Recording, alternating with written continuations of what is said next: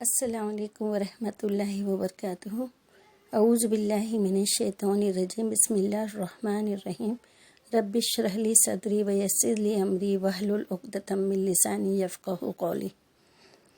آج میں آپ لوگوں سے فکر آخرت کے بارے میں بات کرنا چاہتی ہوں۔ دیکھیے، ہم دنیا کی رنگینیوں میں اتنے کھو گئے ہیں کہ آخرت کی فکر سے ہم دور ہو چکے ہیں، جبکہ دنیا تو فانی ہے، ہم سب جانتے ہیں کہ فنا ہونے والی ہے، پھر بھی ہم غافل ہو چکے ہیں۔ ہمیں ہر روز اپنی آخرت کو یاد کرنا چاہیے۔ اس سے جڑی ہوئی ایک حدیث ہے آپ صلی اللہ علیہ وسلم کی، پہلے میں وہ آپ کو سنانا چاہوں گی، اس کے بعد میں آپ سے بات کرتی ہوں انشاءاللہ۔ کہ حضرت ابو سعید خدری رضی اللہ تعالیٰ عنہ فرماتے ہیں کہ ایک دن حضور صلی اللہ علیہ وسلم نماز کے لیے مسجد میں تشریف لائے۔ آپ صلی اللہ علیہ وسلم نے دیکھا کہ کچھ لوگ کھلم کھلا ہنس رہے ہیں۔ آپ صلی اللہ علیہ وسلم نے فرمایا، اگر تم لذتوں کا خاتمہ کر دینے والی موت کو زیادہ یاد کرتے تو وہ تمہیں ہنسنے سے روک دیتی۔ موت کو بہت زیادہ یاد کرو جو تمام لذتوں کا خاتمہ کر دینے والی ہے۔ اور قبر ہر دن یہ کہتی ہے کہ میں مسافرت کا گھر ہوں، میں تنہائی کی کوٹری ہوں، مٹی کا گھر ہوں، کیڑوں کا گھر ہوں۔ جب کوئی مومن بندہ قبر میں دفن کیا جاتا ہے تو قبر اس کا استقبال کرتی ہے، مطلب اس کا ویلکم کرتی ہے، کہتی ہے تو میری پیٹھ پر چلنے والے لوگوں میں مجھے سب سے زیادہ محبوب تھا، آج جب تو میری ذمہ داری میں دے دیا گیا ہے تو دیکھے گا کہ تیرے ساتھ کتنا اچھا سلوک کرتے ہوں۔ حضور صلی اللہ علیہ وسلم نے فرمایا کہ اس مومن بندے کے لیے تا حد نگاہ بولے تو جہاں تک کی نظر جاتی ہے وہ قبر وسیع اور کشادہ ہو جاتی ہے، مطلب بہت بڑی ہو جاتی ہے، جتنی ہماری نظر جائے گی اتنی بڑی ہو جاتی ہے وہ قبر، اور اس کے لیے جنت کی طرف ایک دروازہ کھول دیا جاتا ہے۔ اس کے بعد جب کوئی بدکار یا کفر کرنے والا بندہ دفن کیا جاتا ہے تو قبر اس کا استقبال نہیں کرتی، کہتی ہے تو میرے نزدیک میری پیٹھ پر چلنے والوں میں سے سب سے زیادہ ناپسندیدہ آدمی تھا، اب جب کہ تو میرے حوالے کر دیا گیا ہے اور میرے پاس آ گیا ہے تو دیکھے گا کہ میں تیرے ساتھ کتنا برا سلوک کرتی ہوں۔ حضور صلی اللہ علیہ وسلم نے فرمایا، پھر قبر اس کے لیے بھینچے گی مطلب اس کو دبائے گی اور تنگ ہو جائے گی، مطلب ایک دم چھوٹی ہو جائے گی، یہاں تک کہ اس کی پسلیاں ایک دوسرے میں گھس جائے گی۔ اس کے بعد فرمایا اس پر 70,000 اژدھے یعنی سانپ مسلط کر دیے جائیں گے، جن میں سے ہر ایک اتنا زہریلا ہوگا کہ زمین پر اگر وہ پھونک مارے گا تو اس کے زہر کے اثر سے ہمیشہ کے لیے زمین میں کچھ بھی پیدا کرنے کے قابل نہیں رہ جائے گا۔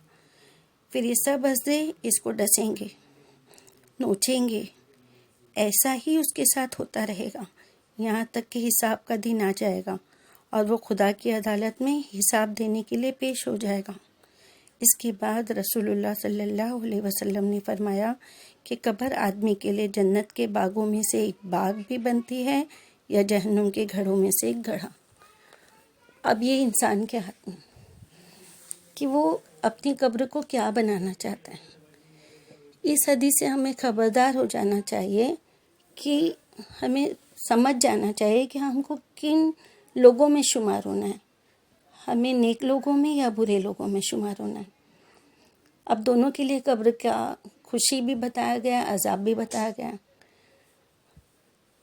ہم اس حدیث کو بتا کے میں آپ لوگوں کو مطلب یہ کوئی خوف زدہ نہیں کرنا چاہتی ہوں، جو ہے صحیح حدیث وہ میں آپ سے شیئر کر رہی ہوں، لیکن میرا اس حدیث کو بتانے کا یہ مطلب ہے آپ لوگوں کے لیے کہ ہمارے پاس وقت ہے، ہم ابھی زندہ ہیں، ہم ابھی نیکیاں کر سکتے ہیں، ہمارے کو اللہ تعالیٰ نے وقت دیا ہے کہ تم نیکی کرو اور اپنے اعمال نامے بڑھاؤ نیکیوں میں، اور اللہ تعالیٰ کی رحمت تو بہت وسیع ہے، وہ کبھی نہیں چاہے گا کہ میرے بندوں کو عذاب دوں، پر انسان اس کا مطلب ہی ہے، جیسے کہ اللہ تعالیٰ نے ہیومن بینگ کے لیے قرآن میں جو ورڈ یوز کیا ہے وہ ہے انسان، جس کا عربک روٹ ورڈ ہے ناسیہ.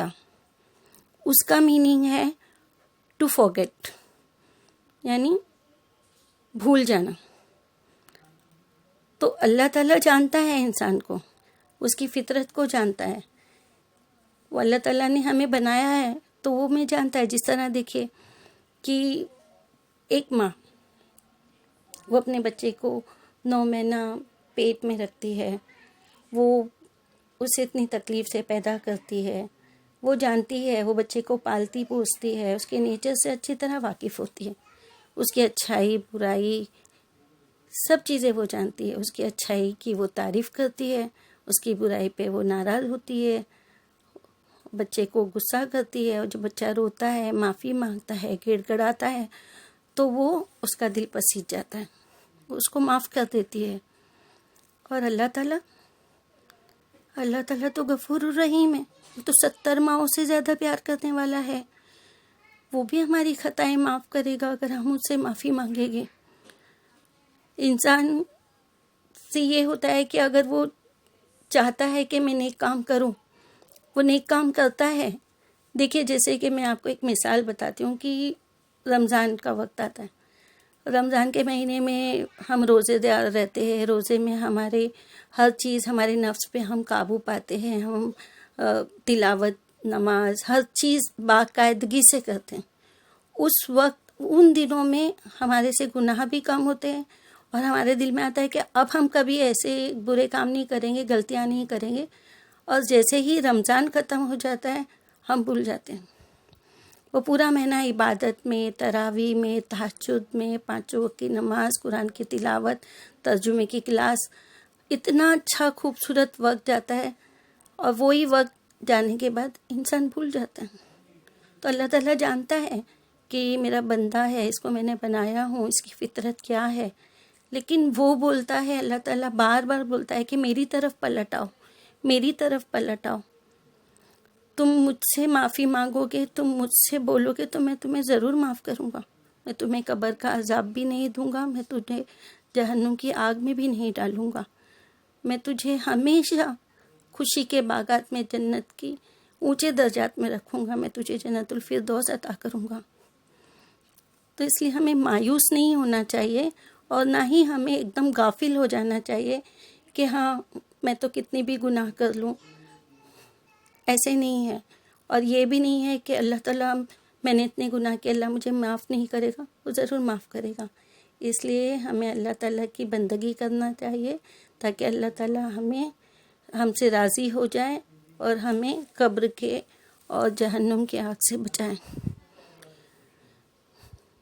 میں آپ لوگوں سے اس بارے میں بہت کچھ کہنا چاہتی ہوں، لیکن زیادہ وقت نہیں لیتے ہوئے میں بس اتنا ہی کہوں گی کہ ہمیشہ اپنی آخرت کو یاد کیجیے، آخرت کی فکر کیجیے. اپنے بچوں کو، اپنے رشتہ داروں کو اللہ کے راستے پہ چلنے کی ترغیب دیجیے، اور خود بھی چلیے. اللہ تعالیٰ مجھے ہدایت دے، اللہ آپ سب کو ہدایت دے، ہم کو توفیق عطا فرمائے نیک راستے پہ چلنے کی. اگر میرے سے کچھ کہنے میں غلطی یا گناہ ہو گیا ہو تو اللہ مجھے معاف کرے، اور اللہ تعالیٰ آپ لوگوں کو اچھا سننے والا، اچھا عمل کرنے والا بنائے. آپ لوگ مجھ سے زیادہ جانتے ہوگے، لیکن بس میری چھوٹی سی کوشش آپ لوگ قبول کیجیے. اللہ قبول کرے، آمین یا رب العالمین. السلام علیکم ورحمۃ اللہ وبرکاتہ.